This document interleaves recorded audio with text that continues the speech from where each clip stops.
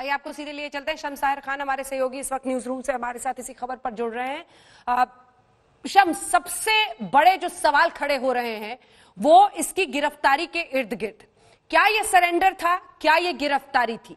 दूसरी बात, जब ये धौंस के साथ वहां चीख रहा था कि मैं विकास दुबे हूं कानपुर वाला, ये धौंस थी या फिर ये ऐलान था कि मैं पकड़ा गया हूं जिंदा, एनकाउंटर ना हो जाए मेरा, ये डर था? क्या समझ में आ रहा है? देखिए अंजना, इसमें बड़ी सिंपल सी दो चीजें हैं। एक, यूपी पुलिस पूरी तरह से बेचैन और तैयार थी सीधे सीधे एनकाउंटर करने के लिए। एडीजी ने अपने प्रेस कॉन्फ्रेंस तक में बाकायदा कहा था कि ऐसा नजीर होगा ये मामला और वो पछताएगा। दूसरी तरफ उसे अपनी जान बचानी थी। जिस तरीके से ये जो दो लाइनें हैं कि देखो पकड़ा गया या मैं हूं विकास दुबे कानपुर वाला, ये सीधे सीधे वो बता रहा है कि मैं गिरफ्तार हुआ हूं, मैं जिंदा गिरफ्तार हुआ हूं और मेरा एनकाउंटर अब नहीं हो सकता। इस बात की गारंटी है क्योंकि कैमरे पर भी है, उस महाकाल के मंदिर में सीसीटीवी कैमरा भी है और उसे ये सब कुछ पता है और इसीलिए उसने सही जगह सही वक्त सब कुछ अपने हिसाब से चुना। लेकिन इसमें मदद किसने की, क्योंकि वो अकेला कर नहीं सकता, लगातार भाग रहा है। बड़ा सवाल ये है, हालांकि एक बहुत नज़दीकी कनेक्शन ये है कि वहाँ से कुछ ही दूरी पर एमपी में ही उसका ससुराल है शहडोल में, और वहाँ के लोगों के संपर्क में था। तो सारी चीजें, और उसको एक न्यूट्रल पुलिस, न्यूट्रल स्टेट चुनना था जहां एनकाउंटर से बच सके। लगातार कोशिश थी उसकी, अलग अलग जगहों पे वकीलों से भी संपर्क कर रहा था। तो उसका सीधा सीधे मकसद था कि उसका एनकाउंटर नहीं होना चाहिए, वो जिंदा पकड़ाए, और इस मामले में वो कामयाब रहा। यूपी पुलिस इस मामले में नाकाम रही। लेकिन बड़ा सवाल ये होता, अगर आपने उसकी मां का इंटरव्यू सुना, और ये पहले भी पूछताछ में पुलिस ने उसके हर उस अड्डे को खंगाला था अब तक की पूछताछ के दौरान जब वो भागा हुआ था, तो ये मालूम था कि हर साल वो इस महाकाल मंदिर में भी जाता है। सवाल ये कि क्या यूपी पुलिस ने कभी यहाँ अपने लोगों को तैनात किया या यहाँ पे उन्होंने अलर्ट रखा कि यहाँ पे ये आ सकता है, यहाँ पे उसकी गिरफ्तारी कर सकते हैं? बिल्कुल नहीं, क्योंकि यूपी पुलिस तो अंधेरे में थी। सुबह जब खबर आई एमपी पुलिस की तरफ से, उसके बाद उनको ये पता चला, जब फोन गया लखनऊ तब पता चला कि ये गिरफ्तार हुआ है। तो कुल मिलाकर यूपी पुलिस अपनी तरफ से कोशिश जरूर कर रही थी, लेकिन उनकी कोशिश का अंजाम एक ही था, वो था एनकाउंटर। और विकास दुबे की कोशिश ये थी कि वो जिंदा पकड़ाए, जगह सही हो जहाँ पे वो सेफ हो, और वही काम किया। और इसीलिए जो उसकी लाइन है, वो लाइन ठसक से ज्यादा ये है कि देखो ये ऐलान है कि मैं विकास दुबे हूं, मैं जिंदा पकड़ाया हूं, अगर मेरे साथ कुछ होता है तो अब मान के चलना कि कुछ गड़बड़ होगा और पुलिस कस्टडी में एनकाउंटर होगा, तो फिर सवाल भी उठते हैं। तो यहाँ पे सीधे सीधी दो लड़ाई थी, एक को मारना था और एक को पकड़ना था, और वो अपने आप को उसने सरेंडर करा लिया। गिरफ्तारी का सवाल ही नहीं उठता है। इसलिए नहीं उठता है कि सुबह तक उज्जैन की पुलिस या उज्जैन के प्रशासन तक को उसकी मौजूदगी के बारे में कोई जानकारी नहीं थी। अगर आप सारी चीजें देखें और सिलसिलेवार, चाहे वो कलेक्टर हो, पुलिस हो, विटनेस हो, सारी चीजें एक ही तरफ इशारा करती हैं। वो अचानक आता है, अचानक सामने कुछ लोगों को शक होता है, उसके बाद वो चीखता है, और उन लोगों की मौजूदगी में, आम लोगों की मौजूदगी में कैमरे पर फिर वो एलानिया ये बताता है कि मैं हूं विकास दुबे, जिसकी तलाश हो रही है पिछले 6-7 दिनों से, और देखो अब मैं गिरफ्तार हो रहा हूं। आगे का आप लोग देखो। 5 लाख का इनामी बदमाश था, गैंगस्टर कहिए। 50,000 से शुरू किया था। शम्स, एक सेकंड, 5 लाख भी, 50,000 से 50,000 से शुरू हुई थी इसकी कीमत। उसके बाद इनाम की घोषणा कर दी गई, रकम बढ़ाकर 5 लाख। मेरा सवाल आपसे यह है कि कोरोना का ये वक्त है, और इसीलिए जब इस तस्वीर में भी हम देखते हैं, जब वो चीख रहा है उसके हाथ में मास्क है, जो उसकी तस्वीर थाने से आई है या जिस भी तरीके से मध्य प्रदेश पुलिस ने दी है, उसमें उसने मास्क नीचे गले में लगाया हुआ था। तो मास्क भी ऐसे वक्त पर उसके लिए बहुत बड़ा कवच बन गया अपनी पहचान छिपाने के लिए। लेकिन कलेक्टर भी उज्जैन के बता रहे हैं कि जब वो मंदिर में गया, कुछ लोगों को शक हुआ, आईडी कार्ड मांगा, आईडी कार्ड उसने किसी और की दिखा दी, चेहरा मिला नहीं, उसके बाद से मामला आगे बढ़ा। दोनों चीजें, इसी मास्क की वजह से वो कानपुर से निकला, इसी मास्क की वजह से आपने फरीदाबाद के सीसीटीवी कैमरे में देखा होगा। मास्क कोरोना के दो लोगों के लिए जरूरी हो गया, लेकिन इसके लिए एक ढाल बन गया था अपना चेहरा छुपाने के लिए, और इसीलिए ये पकड़ में भी नहीं आया। तो हर जगह मास्क ने इसको बचाया, ये जरूरी है। आईडी कार्ड को लेकर अगर बात करें तो फरीदाबाद में भी उस गेस्ट हाउस में इसकी एंट्री हो जाती, लेकिन जो मैनेजर ने जब आईडी कार्ड मांगा और उसको कुछ डाउट हुआ, तब उसने वो रूम नहीं दिया। दोनों चीजें। जहां तक आप इनाम की बात कर रहे हैं, ये शायद पहला ऐसा गुंडा होगा जो घंटों के हिसाब से जिसके इनाम बढ़े, सीधे 50,000 से 5 लाख। लेकिन हैरत इस बात की होती है कि सिर्फ 7 दिन पहले तक, ये बाकी छोड़ दीजिए, अपने कानपुर के उस बिकरू गांव या चौबेपुर थाने तक का मोस्ट वांटेड क्रिमिनल नहीं था, जबकि सीओ के लेटर के हिसाब से इसके सर पर कम से कम 150 मुकदमे दर्ज हैं। 6 से ज्यादा मुकदमे जिस क्रिमिनल के ऊपर हों, यूपी पुलिस का आदेश है कि उसको मोस्ट वांटेड की सूची में शामिल करे। लेकिन आज तक न ये टॉप 10, न टॉप 25, न टॉप 50 किसी में नहीं था। आज भी ये टॉप 3 में है। इनाम 5 लाख रुपए जरूर है, लेकिन ये सब कुछ 6-7 दिनों में हुआ। अगर 8 पुलिस वालों की शहादत ना होती तो शायद ना ये इनाम होता, ना ये मोस्ट वांटेड होता, और जो आदमी एक थाने में घुसकर एक मंत्री का कत्ल करने के बावजूद बरी हो जाए क्योंकि पुलिस वाले तक गवाही ना दे सके, उसका बाकी क्या अंजाम होता है या आप हम बेहतर समझ सकते हैं। लेकिन चूंकि मामला 8 पुलिस वालों की मौत का है, इसलिए सब कुछ हुआ। हालांकि आज भी यही डाउट है कि ये जो 7 दिन इसको जिंदगी मिली, ये जो मोहलत मिली और ये जो सरेंडर हुआ, ये सिर्फ मेहरबानी है उन यूपी पुलिस के लोगों की जो शायद इसके पेरोल पे भी हैं, इससे तनख्वाह लेते हैं। और इस बात का जिंदा सबूत है चौबेपुर थाने के दरोगा और चौबेपुर थाने की एक चौकी के इंचार्ज की गिरफ्तारी, जो बताते हैं कि क्या रिश्ता है इन दोनों का। और रिश्ता यहाँ तक नहीं है, ये फिर आला अफसरों तक जाता है। एसएसपी पे भी सवाल उठे, एसटीएफ के डीआईजी का तबादला करके उनको पीएसी में भेज दिया गया। अगर ईमानदारी से जांच होती है, बात दूर तक जाएगी। बिल्कुल, बात दूर तक जाएगी अगर ईमानदारी से जांच हो। और अब धुरी पूरी मामले की इसी पर अटकी हुई है कि क्या उस अंजाम तक ये पूरी तफ्तीश पहुंचेगी जब नेक्सस तक सामने आए। नेक्सस अगर सामने नहीं आता है तो ये पूरी गिरफ्तारी जो है वो उस अंजाम तक नहीं पहुंचेगी जो उत्तर प्रदेश में होनी चाहिए। एल.एन. राव हमारे साथ जुड़ रहे हैं, फॉर्मर डीसीपी दिल्ली पुलिस के, और राजीव राय जी हमारे साथ समाजवादी पार्टी के नेता प्रवक्ता जुड़ रहे हैं। राजीव राय जी, सबसे पहले आपकी प्रतिक्रिया मैं लूंगी। देखिए, राजनीतिक संरक्षण, खाकी का संरक्षण इस शख्स को मिला हुआ था, इससे कोई इनकार नहीं कर सकता है। हर पार्टी में इसकी पहुंच थी, इससे भी कोई इनकार नहीं कर सकता है। लेकिन आज इसकी मां का ताजा बयान आया है जिसमें वो साफ कह रही हैं कि वो बीजेपी में, भाजपा में इस टाइम नहीं था, वो तो अभी सपा में था। आपका जवाब इस पर? अंजना जी, आप बहुत वरिष्ठ पत्रकार हैं और मैं आप जैसे कुछ लोगों से जरूर उम्मीद करता हूं कि जो नैरेटिव सेट करने की कोशिश की जा रही है वहां आप जैसे लोगों का काउंटर होना जरूरी है, समाज के हित में और राजनीतिक हित में, देश के हित में। मैं ये कहना चाहता हूं कि पहले दिन माताजी ने कहा था कि वो अपराधी जब से हो गया था, बेकाबू हो गया था, 8 साल से मैं उससे अलग रह रही थी। माताजी पर मैं कोई टिप्पणी नहीं करना चाहता हूँ। माताजी ने जब वो 8 साल से अलग रह रही है, पहले खुद ही कह दिया, वो एक प्रूफ हो गया। जो एसटीएफ में पुलिस के सामने पुलिस के रिटायर्ड अधिकारी है, एक बालिया बयान दिया गया था, उन लोगों से पूछताछ तक नहीं हुई। और जो ये नैरेटिव समाजवादी पार्टी को फिक्स करने के सेट कर रहे हैं, मैं एक ही आपसे पूछा हूँ, अगर इससे बेहतर कोई सुझाव हो तो आप भी दे दीजिए कि पहले दिन से हम बोल रहे हैं और आदरणीय राष्ट्रीय अध्यक्ष जी ने भी आज बोला है कि उसके सीडीआर को सार्वजनिक कर दिया जाए, जिससे दूध का दूध और पानी का पानी हो जाए, और फिर आपके चैनल पर ये बात हो जाए कि फलाने अधिकारी अगर उसने हमारे पार्टी के भी लोग हैं तो उनको भी फांसी पर लटका दिया जाए।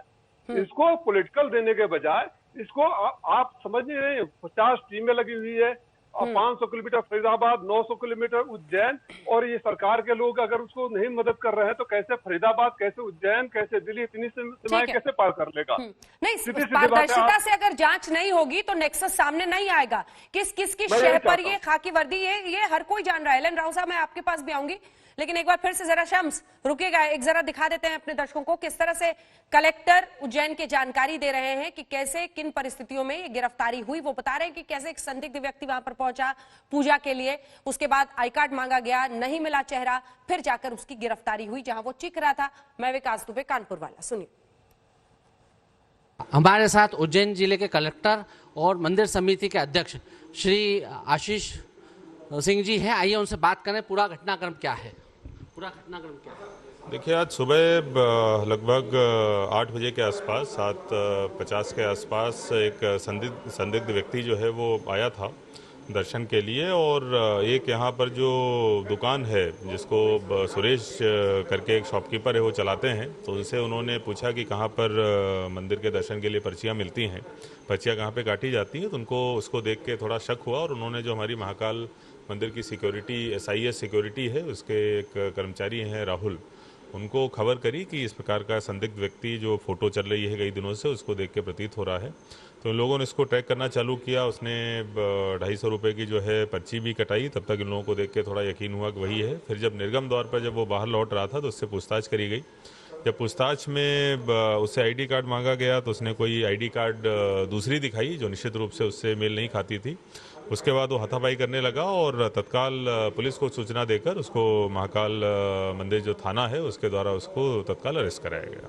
अभी उसकी स्थिति क्या है, किस तरह से इंट्रोगेशन चल रहा है, क्या देखिए, अभी अननोन लोकेशन पे ले जाकर पुलिस के द्वारा उससे इंट्रोगेशन जो है वो किया जा रहा है। हालांकि उसने स्वयं भी थाने पे जो है वो स्वीकारा था कि विकास दुबे है, और प्लस जो ट्रू कॉलर पे उसका मोबाइल नंबर है उससे भी विकास दुबे ही नाम दिख रहा था। तो निश्चित रूप से उसको पकड़ा जा चुका है और अननोन लोकेशन पे ले जाकर उससे पूछताछ अभी कराई जा रही है। प्रशासन का अगला कदम क्या होगा? इतने बड़े आरोपी को हमने पकड़ा है और यहाँ की सिक्योरिटी ने पकड़ा, तो अगला कदम क्या है? देखिए, ये निश्चित रूप से क्राइम से जुड़ा हुआ मामला है और इसमें जो भी भोपाल स्तर पर मुख्यमंत्री जी या डीजीपी साहब जो भी निर्णय करेंगे उसी हिसाब से आगे कार्रवाई करी जाएगी। तो आपने सुना, कलेक्टर बता रहे हैं कि किस तरह से अब आगे की कार्रवाई होगी, यूपीएसटीएफ को सौंपा जाएगा। लेकिन संदिग्ध के तौर पर वो मंदिर पहुंचा दर्शन के लिए, वहां पर लोगों को शक हुआ, आई कार्ड मांगा, चेहरा मिलता नहीं था, उसके बाद पुलिस को सूचित किया गया और फिर गिरफ्तारी हुई। लेकिन अब नया ट्विस्ट आया जब सरला देवी विकास दुबे की मां सामने आई।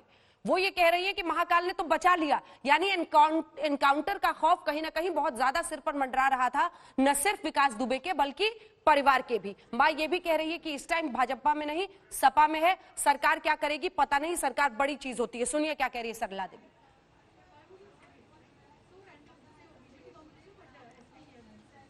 विकास दुबे का मध्य प्रदेश में कुछ कोई रिश्तेदारी है, कैसे क्या है? रिश्तेदारी नहीं, उनकी ससुराल थी, वो तो पकड़ गया। अच्छा, ये बताइए कि आज ये पकड़े गए हैं, पुलिस उन पर क्या कार्रवाई करे, आप क्या चाहती हैं? ये हम नहीं जान पाते हैं। नहीं, सरकार से क्या अपील करेंगे कि किस तरह उनको जो है? क्या अपील करें? अपील करने वाले करेंगे, खुद उनके बहुत आदमी हैं उनके साथ जो पुलिस है, दुनिया सब नेता नगरी।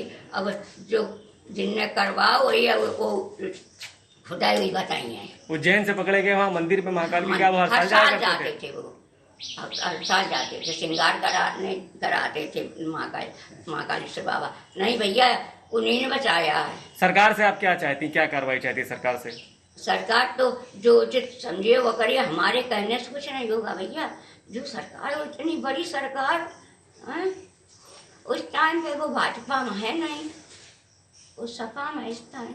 इस समय सपा में है, समाजवादी पार्टी में। हाँ, आपके हिसाब से क्या करना चाहिए, सरकार को क्या करना चाहिए? अब हम क्या जाने क्या करना चाहिए, हमें चले क्या करेगी सरकार पता नहीं। लेकिन इन सब के बीच देखिए, मध्य प्रदेश की सियासत में भी बवाल खड़ा हो गया है। इस हिरासत के बाद गिरफ्तारी पर मध्य प्रदेश में कांग्रेस ने नरोत्तम मिश्रा, यूपी चुनाव में कानपुर प्रभारी थे, नरोत्तम मिश्रा पर प्रहार कर दिया है एमपी कांग्रेस ने। अभी वो उज्जैन के प्रभारी हैं। सीधा कनेक्शन खोज रही है कानपुर और उज्जैन के बीच में इस वक्त कांग्रेस पार्टी मध्य प्रदेश में। नरोत्तम मिश्रा यूपी चुनाव में कानपुर के प्रभारी थे और वहीं नरोत्तम मिश्रा अभी उज्जैन के प्रभारी हैं। तो इसमें लिंक देख रही है फिलहाल मध्य प्रदेश की कांग्रेस पार्टी और सीधे सीधे नरोत्तम मिश्रा पर ही निशाना साध दिया है। याद रखिए, नरोत्तम मिश्रा इस वक्त मध्य प्रदेश के गृह मंत्री हैं और सबसे पहले गिरफ्तारी के बाद उन्हीं का बयान आया था जिसमें उन्होंने कहा था कि हमारी मध्य प्रदेश पुलिस से कोई बच नहीं सकता। मध्य प्रदेश कांग्रेस का यह हमला है सीधे नरोत्तम मिश्रा पर। यूपी चुनाव में कानपुर के प्रभारी थे। और रवीश पाल सिंह हमारे सहयोगी इसी खबर पर हमारे साथ जुड़ रहे हैं। रवीश, अब यूपी का मामला, लेकिन सबसे ज्यादा बवाल मध्य प्रदेश की सियासत में, क्योंकि नरोत्तम मिश्रा के जरिए कॉमन लिंक कानपुर और उज्जैन के बीच में खोज रही है मध्य प्रदेश कांग्रेस पार्टी, सीधा आरोप लगा रही है। रवीश, बिल्कुल सीधे आरोप लगा रही है, क्योंकि ये देखिए, ये जो पूरा का पूरा घटनाक्रम घटित हुआ है, इससे जहां एक तरफ भारतीय जनता पार्टी की सरकार, जो मुख्यमंत्री शिवराज सिंह चौहान हो या फिर गृह मंत्री नरोत्तम मिश्रा, ये मध्य प्रदेश की कामयाबी बता रहे हैं। मध्य प्रदेश की कामयाबी बता रहे हैं क्योंकि आने वाले दिनों में मध्य प्रदेश में 24 सीटों पर उपचुनाव होने हैं। तो जाहिर सी बात है कि लॉ एंड ऑर्डर को लेकर के मध्य प्रदेश सरकार अपनी पीठ थपथपाएगी। वहीं कांग्रेस ने भी इस पर अब काउंटर करना शुरू कर दिया और यही वजह है कि कांग्रेस ने इसको इजी टेक नहीं देते हुए सीधे तौर पर निशाना साधा है गृह मंत्री पर और मध्य प्रदेश सरकार से कि आखिरकार विकास दुबे उज्जैन तक पहुंचा तो फिर वो कैसे पहुंचा, और क्या ये मध्य प्रदेश पुलिस की खामी नहीं है कि वो 4 से 5 जिलों को पार करता हुआ मध्य प्रदेश की सीमा में दाखिल भी हुआ और उसके बाद मध्य प्रदेश की सीमा से होता हुआ वो उज्जैन के मंदिर, महाकाल मंदिर तक पहुंच गया, अंदर तक पहुंच गया, जहां से बाद में उसको पुलिस ने उठाया। तो ऐसे में कहीं ना कहीं इस पर राजनीति होना तय थी, हो भी रही है। देखना अब ये है कि आखिरकार विकास दुबे से जब पूछताछ होगी तो उसके बाद वो तथ्य जो है वो सामने आ पाएंगे कि आखिरकार वो यहाँ तक पहुंचा कैसे, किन किन लोगों ने उसकी मदद की, और उज्जैन में या फिर मध्य प्रदेश में क्या उन्हें लोगों ने आसरा दिया या नहीं दिया। लेकिन जो आरोप कांग्रेस ने लगाया है वो इसी आधार पर लगाया है क्योंकि यूपी का प्रभारी बनाया गया था नरोत्तम मिश्रा को, खासतौर से लोकसभा चुनाव के दौरान, और वो विधानसभा चुनाव जब उत्तर प्रदेश में हुए तो उस दौरान भी वो प्रभारी रहे थे, और इसीलिए। ठीक है, तस्वीरें ये देखिए किस तरह से उसे ले जाया जा रहा था। मार्च में जो सीओ का एसएसपी को लेटर था, जो चिट्ठी थी, वो हम आपको बता रहे हैं। ऐसे दबंग कुख्यात अपराधी के खिलाफ थाना अध्यक्ष ने अपने काम में परिवर्तन नहीं किया तो गंभीर घटना घटित हो सकती है। ऐसे वक्त पर ही आपको उन ईमानदार अफसरों पर भी नजर डालनी होगी जिसमें सीओ देवेंद्र मिश्र थे, जिन्होंने उस रात शूटआउट में पूरे ऑपरेशन को लीड करके आगे बढ़ रहे थे, जिनकी हत्या कर दी गई थी गैंगस्टर विकास दुबे के घर से फायरिंग में।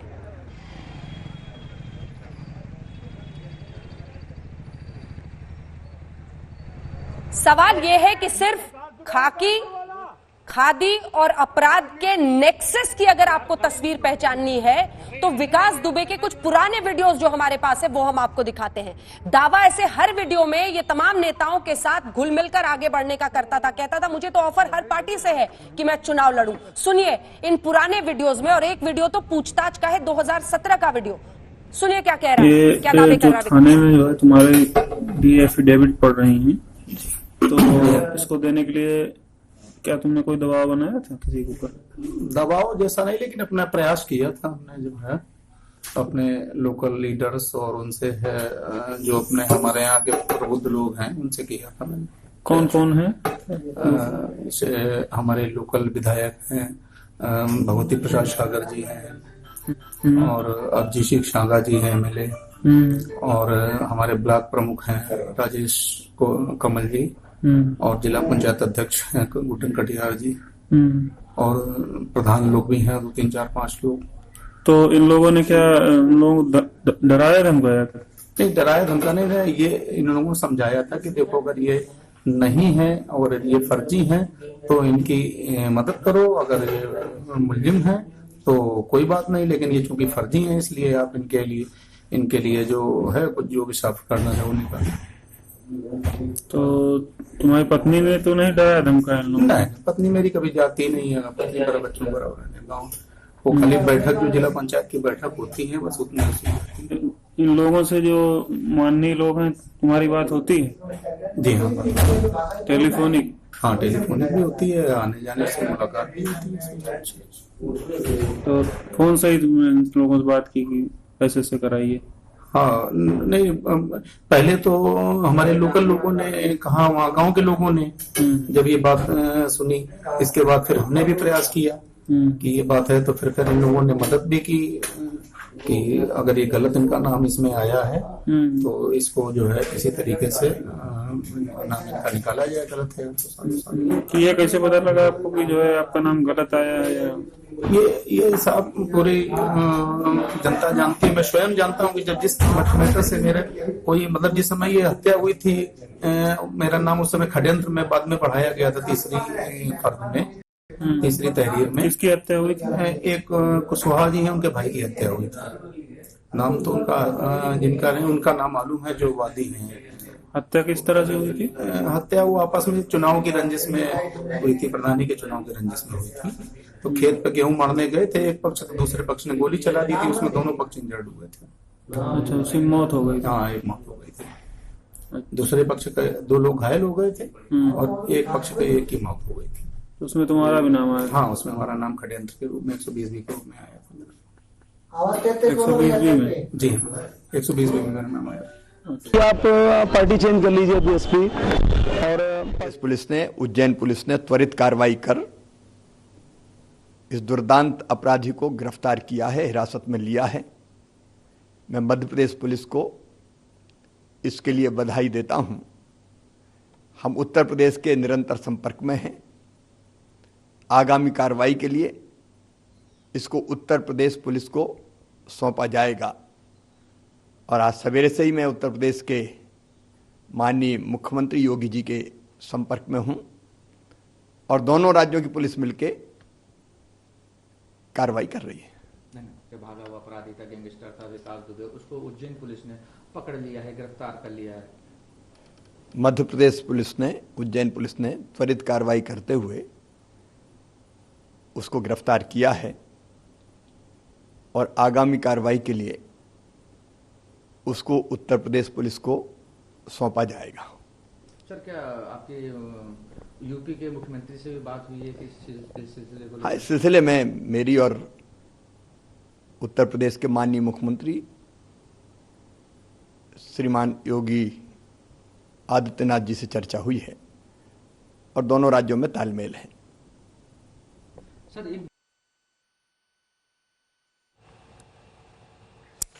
तो मध्य प्रदेश के मुख्यमंत्री शिवराज सिंह चौहान ये कहते हुए कि हमारी बात उत्तर प्रदेश के मुख्यमंत्री से योगी आदित्यनाथ से हुई है और दोनों ही राज्यों में इस वक्त तालमेल है।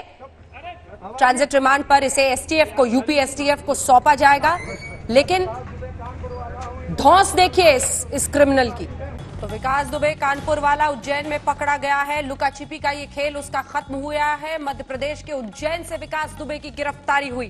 गैंगस्टर विकास दुबे को महाकाल मंदिर से गिरफ्तार किया गया। फिलहाल गुप्त स्थान पर उसे रखा गया है। पुलिस विकास दुबे को उज्जैन कोर्ट में पेश करेगी। कोर्ट से रिमांड मिलने के बाद उसे यूपी एसटीएफ को सौंपा जाएगा।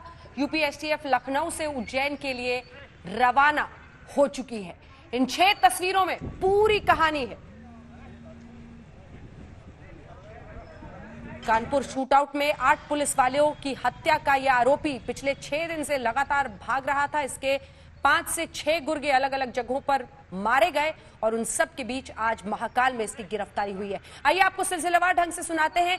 कलेक्टर उज्जैन के बता रहे हैं कि कैसे संदिग्ध वहां देखा गया, पकड़ा गया। मां कह रही है सरला देवी कि महाकाल ने बचा लिया। अब ये समाजवादी पार्टी में है। और सबसे महत्वपूर्ण गिरफ्तारी जिन परिस्थितियों में महाकाल मंदिर में हुई है, क्योंकि वहां पर ये साहब खुद ही चीख चीख कर अपना नाम और पहचान बता रहा था। मैं विकास दुबे हूँ, कानपुर वाला। हवाई नहीं यार, गाड़ी नहीं। मैं विकास दुबे कानपुर वाला हूँ, इन्होंने पकड़ लिया।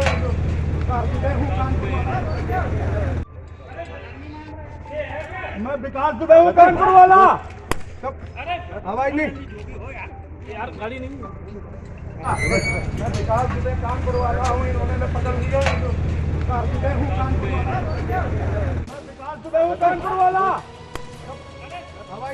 गौर से सुनिएगा, ये गैंगस्टर की चीख है। मैं विकास दुबे कानपुर वाला हूँ, इन्होंने पकड़ लिया।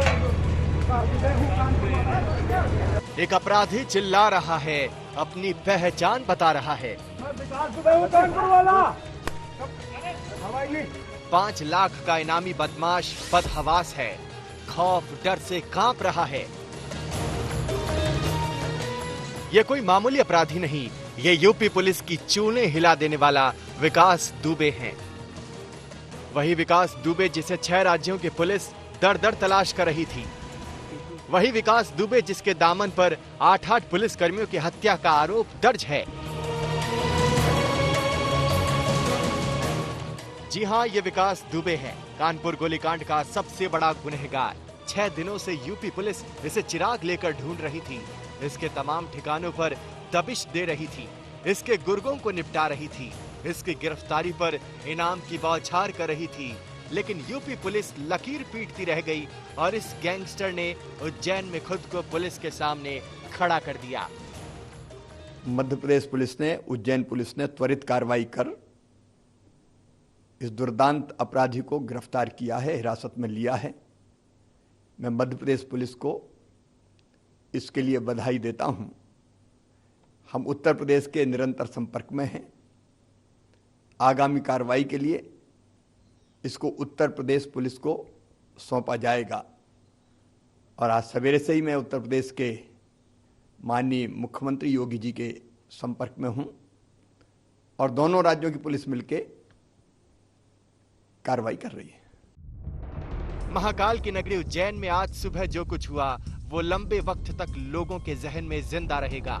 यूपी का मोस्ट वांटेड क्रिमिनल नंबर 1 विकास दुबे की लुका छिपी का खेल खत्म हुआ। उज्जैन पुलिस उसे दबोचने में कामयाब रही, लेकिन उससे पहले जो कुछ हुआ वो किसी सस्पेंस फिल्म से कम नाटकीय नहीं था। आज तक आपको बता रहा है कि कैसे ये गैंगस्टर गिरफ्त में आया। सुबह करीब 7:45 बजे विकास दुबे मंदिर परिसर में आया। उसने फूल और प्रसाद वाले दुकानदार से पर्ची कटाने की जगह पूछी। दुकानदार को शक हुआ, उसने सिक्योरिटी गार्ड को सूचना दी। तब तक विकास 250 की पर्ची कटाकर मंदिर के अंदर जा चुका था। तब तक सिक्योरिटी गार्ड लोकल पुलिस को सूचना दे चुके थे। पुलिस मंदिर आई और विकास दुबे को गिरफ्तार कर थाने ले गई। ट्रू कॉलर से पुष्टि हो गई कि गिरफ्तार शख्स विकास दुबे ही है। देखिए, अभी अननोन लोकेशन पे ले जाकर पुलिस के द्वारा उससे इंट्रोगेशन जो है वो किया जा रहा है। हालांकि उसने स्वयं भी थाने पे जो है वो स्वीकारा था कि विकास दुबे है, और प्लस जो ट्रू कॉलर पे उसका मोबाइल नंबर है उससे भी विकास दुबे ही नाम दिख रहा था। तो निश्चित रूप से उसको पकड़ा जा चुका है और अननोन लोकेशन पे ले जाकर उससे पूछताछ अभी कराई जा रही है। तो विकास दुबे की पहचान जाहिर हो चुकी थी। उसका खेल खत्म हो चुका था, लेकिन उसकी धौंस अभी खत्म नहीं हुई थी। वो खुद को कानपुर वाला विकास दुबे बताकर दुनिया को बता रहा था कि 8 पुलिसकर्मियों की हत्या का आरोपी विकास दुबे वही है। वो चीख जरूर रहा था, लेकिन उसकी चीख से डर और खौफ भी छलक रहा था। शायद ये उसकी चाल भी थी, ऑन कैमरा ये बताने की कि उसकी गिरफ्तारी हो चुकी है, ताकि वो किसी मुठभेड़ से खुद को महफूज रख सके। संदीप कुलश्रेष्ठ के साथ रविशपाल सिंह, उज्जैन, आज तक। हमारे साथ सभी खास मेहमान लगातार बने हुए जिनके साथ हम चर्चा कर रहे हैं, और हमारे सहयोगी शम्स ताहिर खान भी लगातार न्यूज रूम से हमारे साथ बने हुए हैं। शम्स, एक बात साफ है कि इस कुख्यात अपराधी के पकड़े जाने के साथ राजनीतिक कीचड़ भी उसी तरह से उछालने की जो आशंका थी वो हो रहा है। नरोत्तम मिश्रा में कॉमन लिंक एमपी की सरकार देख रही है। अब ये इलेक्ट्रॉनिक सर्वेलेंस यानी फोन रिकॉर्ड्स के जरिए ही पता चल पाएगा कि किस किस से संपर्क में था ये शख्स। अंजना, सवाल तो यही है, क्योंकि ये एक ओपन सीक्रेट है कि नेताओं और पुलिस के साथ इसकी सांठगांठ है। इसमें कुछ छुपाने की बात नहीं है, लेकिन सवाल ये है कि इसकी गिरफ्तारी के बाद क्या ये सच सामने आएगा, क्योंकि तमाम अभी पूछताछ होगी, इंक्वायरी होगी, जो पुलिस वाले हैं उनके साथ किन किन लोगों ने मदद की, नेताओं ने क्या मदद की, और ये जो कनेक्शन है कानपुर टू उज्जैन, क्योंकि कानपुर का ये भी है, कानपुर से भागकर उज्जैन में गिरफ्तार होता है। कानपुर के वो प्रभारी हैं और फिर कानपुर में अब उज्जैन में अब वहाँ पर वो मध्य प्रदेश के होम मिनिस्टर हैं।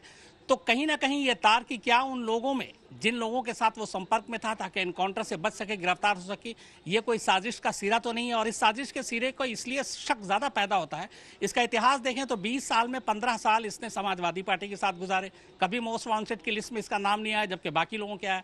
5 साल समाजवादी पार्टी की सरकार में था, कभी इसका नाम नहीं आया। 2017 से योगी सरकार है, और योगी सरकार ने 2019 में सारे जिला पुलिस को यह कहा था कि टॉप 10 मोस्ट वांटेड क्रिमिनल की एक लिस्ट दीजिए हमें, जिसका कम से कम पैमाना हो 6 मुकदमे, 150 मुकदमा सर पर लिए रहता है, लेकिन इसका भी नाम टॉप लिस्ट में छोड़िए, कानपुर के उस इलाके की मोस्ट वांटेड बदमाश में नहीं है। तो कहीं ना कहीं ये जो लिंक है, ये जो रिश्ता है नेताओं और पुलिस के बीच का, ये सामने आता है। लेकिन पुराना इतिहास देखें अंजना, तो आज तक ऐसे मामले में किसी नेता या किसी पुलिस वालों पर ऐसी इस तरह की इंक्वायरी के बाद कोई गाज नहीं गिरी, कोई सामने नाम नहीं आया। इस केस में ऐसा होगा, मुझे कम से कम उम्मीद नहीं लगती।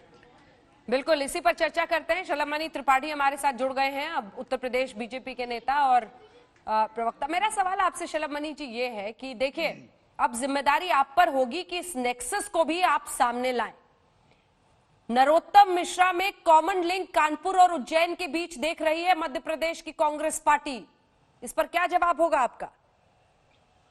देखिए, जो रुदाली करने वाले लोग होते हैं वो रुदाली करने का अवसर ढूंढते हैं, और हम तो सिर्फ इतना कहेंगे कि जितनी तेजी से कार्रवाई हुई है पूरे देश ने देखा है। 3 दिनों के अंदर पूरा का पूरा ऑपरेशन खत्म हुआ है, और ताबड़तोड़ जिस तरह से अपराधियों के खिलाफ जो एक मैसेज गया है। आज भी आपने देखा कि 2 अपराधी जो इसके गैंग के थे वो मारे गए, कल भी एक मारा गया, मौका वारदात पे भी 2 लोग मारे गए थे। 5 एनकाउंटर यूपी पुलिस ने किए, बहुत ही साहसिक एनकाउंटर किए, और साथ ही 7 लोग गिरफ्तार हो चुके।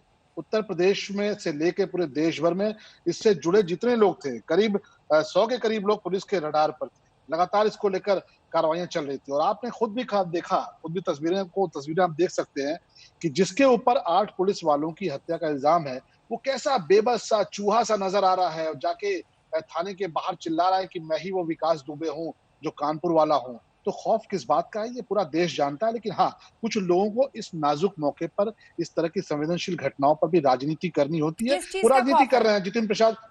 नहीं, खौफ पुलिस की कार्रवाई का है। खौफ अंजना जी पुलिस की कार्रवाई का है। उत्तर प्रदेश की पुलिस उसके पल पल पीछे थी, वो जहां जाता था पुलिस पहुंच जाती थी।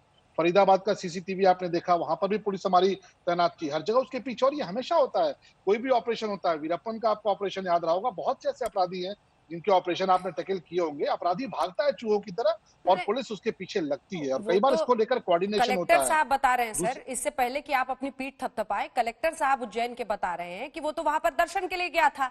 कुछ लोगों को संदिग्ध उस पर शक हुआ, आई कार्ड मांगा, आई कार्ड में किसी और का चेहरा था। उसके बाद पुलिस को सूचित किया तो पुलिस ने पकड़ा। आप लोगों की पुलिस की आंखों में तो धूल झोंकता हुआ वो कानपुर वाया फरीदाबाद उज्जैन पहुंच गया था। देखिए आप ये समीक्षा कर सकती हैं। कलेक्टर साहब जो कह रहे हैं वह भी सही है, जो मौके पे आपकी रिपोर्टिंग है वह भी सही है। आपने देखा किन परिस्थितियों में पहुंचा है, और एक पुलिस वालों के हाथ में आने के बाद वो चिल्ला रहा है, चीख रहा है, बता रहा है, अपना परिचय दे रहा है। उसके पीछे कारण ये भी कि वहां पर जो लोग मोबाइल कैमरे लेके कुछ लोग खड़े उनके सामने वो बताना चाहता है। तो खौफ किस बात का है, मुझे अंजना ओम कश्यप को समझाने की आवश्यकता नहीं है, और ये देश भी जानता है, और जो लोग सवाल उठा रहे हैं उनको भी पता है, शम्स भाई को भी पता है। मैं उनको एक चीज करेक्ट करना चाहूंगा, उन्होंने एक बहुत अच्छी बात कही कि कार्रवाइयां नहीं हुई। मैं शम्स भाई आपसे अनुरोध करूंगा कि एक बार आप जरा पता कीजिए कि 2017 से पहले जब 10 सालों में सपा बसपा की सरकार थी, कितने छापे विकास दुबे के घर पे पड़े या कितनी एनसीआर लिखी गई। और मैं बताना चाहूंगा कि कानपुर के एक एसएसपी थे जिन्होंने हिस्ट्री शीट फाड़ी थी। आपकी बात बिल्कुल सही है कि मोस्ट वांटेड की लिस्ट तैयार होती है, वो मोस्ट वांटेड की लिस्ट हिस्ट्री शीट के आधार पर तैयार होती है। बहुजन समाज पार्टी की सरकार में कानपुर के थाने में हिस्ट्री शीट फाड़ दी गई थी। पहली कार्रवाई तब हुई जब 2017 में योगी आदित्यनाथ जी की सरकार आई, तब जाकर इसके यहाँ छापे पड़ने शुरू हुए। 2 बार ये गिरफ्तार हो चुका है। ज्यादातर वक्त 2017 के बाद इसका जेल में बीता है। कुछ दिनों पहले जमानत पर छूट कराया था, और तीसरी बड़ी कार्रवाई उसके खिलाफ होने जा रही थी। अब उसको इसी बात का डर था कि जो सरपरस्ती उसको मिलती रही, सपा का तो बाकायदे मेंबर था, सपा का तो जरा शलभ मणि जी से ये भी पूछा जाए। ठीक है सर, एक शलभ मणि जी से एक सवाल, शम्स जरूर पूछिए उनसे कि अचानक ये जो प्रमोशन हो गया उसका अपराधियों की सूची में। असल में दूसरी बात कर रहा हूँ। शलभ मणि जी, एक लंबा आपका करियर रहा जर्नलिज्म में, मुझे याद है यूपी में बहुत सारे ऐसे क्राइम के आपने फॉलो किया, रिपोर्टिंग की। सिर्फ एक सवाल इस वक्त, चूंकि चूंकि आप राजनीति में हैं, 8 पुलिस वालों की जान ली जाती है, 7 दिन तक वो भागा रहता है, 7 दिन के बाद अब वो गिरफ्तार होता। क्या 8 पुलिस वालों के कत्ल के बाद 7 दिन तक हाथ ना आना और इस तरीके से हाथ आना, सिर्फ ईमानदारी से जवाब, ये यूपी पुलिस की एक नाकामी, बहुत बड़ी नाकामी नहीं है? शम्स भाई देखिए, आप बहुत सीनियर जर्नलिस्ट हैं, हम सब आपको बहुत सालों से फॉलो करते हैं, आपकी रिपोर्टिंग के मुरीद हैं। लेकिन देखिए, आपका सवाल उठाना आपका हक है, लेकिन मैं इस बात को भी कहूंगा शम्स भाई, इसको आप भी देखिए कि जितनी बड़ी कार्रवाई हुई है, आपने उत्तर प्रदेश या देश के इतिहास में देखी है क्या ऐसी कार्रवाई? उसका जिस तरह से घर पर पुलिस ने कार्रवाई की है, जिस तरह से उसके लोग रोजाना मारे गए, रोज एनकाउंटर हुआ, और 7 दिन का आंकड़ा मुझे लगता है दुरुस्त नहीं है। इसको अगर आप चेक करेंगे शम्स भाई ईमानदारी से, तो 7 दिन का वक्त नहीं लगा। पुलिस उसके पीछे जिस तरह हमारी यूपी की एसटीएफ लगी थी, यूपी पुलिस लगी थी, जहां जाता था। कैसे नहीं लगा शलभ मणि त्रिपाठी जी? फ्राइडे को ये इंसिडेंट हुआ था, ठीक उसी दिन जिस दिन प्रधानमंत्री लेह में थे। कहाँ है सर, आप गिनिए। फ्राइडे के बाद आज थर्सडे हो गया है, 3 दिन कहाँ से हुआ? आप गिनिए। नहीं 3 दिन में नहीं कह रहा, मैं कह रहा हूँ गिनिए आप, 7 दिन भी नहीं हुए, आप गिन लीजिए। लेकिन मैं इतना जरूर कहूंगा कि एसटीएफ जहां लगी थी उसके पीछे, जहां जहां वो जाता था, फरीदाबाद के होटल में पहुंचा, वहां भी पहुंची हमारी पुलिस, औरैया तक पहुंचा, वहां भी पहुंची। और कई बार ऐसा होता है कि अपराधी भागता है, अपराधी चूहों की तरह भागता है। और आप देख रहे हैं जिस व्यक्ति पर इल्जाम हो कि उसने 8 पुलिस वालों को मारा हो बहुत निर्मम तरीके से, वो कैसा बेबस सा भाग रहा है एक झोला लिए हुए, और पुलिस के कब्जे में आने के बाद वो चिल्ला कर अपनी एक तरह से जान की गुहार लगा रहा है, ये बताते हुए कि मैं ही विकास दुबे हूँ जो कानपुर वाला हूँ। तो मैं ये कहूंगा कि ठीक है, आपका सवाल उठाना जायज है। हम भी ये कोशिश कर रहे थे कि हमारी पुलिस को पकड़ ले, पर अगर वो पकड़ा गया तो जाएगा कहाँ? हमारे पुलिस के शिकंजे में ही आएगा। वो पकड़ा गया तो न्यायिक अभिरक्षा में ही जाएगा। और जो कार्रवाई हुई है और जो कार्रवाई होने जा रही है, वो आप जानते हैं क्या कार्रवाई होने जा रही है, मुझे बताने की आवश्यकता नहीं है, पूरा देश जानता है। आपके सोशल मीडिया पे लोग इसको लेकर बहुत कुछ लिख रहे हैं। जो अमर दुबे था, किस तरह उसके खिलाफ कार्रवाई हुई है, आप देखिए किस तरह पड़ा हुआ था। जो फरीदाबाद में गिरफ्तारी हुई है, वो भी किस तरह पड़ा हुआ आज सुबह मिला है। तो अपराधियों के खिलाफ योगी आदित्यनाथ जी की सरकार बिल्कुल कमिटेड है। और उसका उदाहरण है कि 114 तक का आंकड़ा कल था, आज वो आंकड़ा 116 पहुंचा है। उत्तर प्रदेश में 3 साल के अंदर 116 अपराधी अगर मारे गए हो इसी सरकार में, तो आप उसको चेक करके देखिए। राजीव जी से मतलब 117 होने वाला है। ठीक बोला शम्स ने। शम्स की बात का एक जवाब दे दीजिए, फिर जाएंगे राय साहब के पास। हम वैधानिक दायरे में रहते हुए कठोरतम कार्रवाई करेंगे। कठोरतम कार्रवाई मुख्यमंत्री जी ने कहा था कि बलिदान व्यर्थ नहीं जाएगा, पूरे देश ने देखा। नहीं, वैधानिक दायरे में तो फिर अदालत करेगी ना शलभ मनी जी। यूपी की पॉलिटिक्स में ये एक नए युग की शुरुआत है। खुलकर शलभ मनी लगातार कह रहे हैं कि कैसे खौफ में था ये, आप लोग समझिए कौन से खौफ में था। एनकाउंटर पर ये सरकार पीठ थपथपाती है। Prashant Mishra ji ADG law and order, उन्होंने ओपनली ये कहा है कि ये एक नजीर होगा जो उसने किया है और उसको पछतावा होगा। शलभ मनी जी भी अभी उन्होंने कहा 116 तो गिनाया है, तो मैं यही पूछ रहा हूँ कि क्या 117 का हम लोग इंतजार करें, क्योंकि खबर कभी भी आ सकती है। जहां तक वैधानिक और न्यायिक हिसाब से सजा देने की बात है तो पुलिस का काम पकड़ना है, सबूत इकट्ठा करना और सजा देना अदालत का काम है। लेकिन यहाँ अदालत का कोई नाम नहीं ले रहा है। अफसोस की बात यह है कि सीधे सीधे ये आ रहा है कि हमारी सरकार कमिटेड है ऐसे लोगों के खिलाफ। तो अगर इसी तरीके से इंसाफ करना है तो मुझे लगता है देश भर की तमाम पुलिस स्टेशन, अदालतों पर ताला लगा देना चाहिए।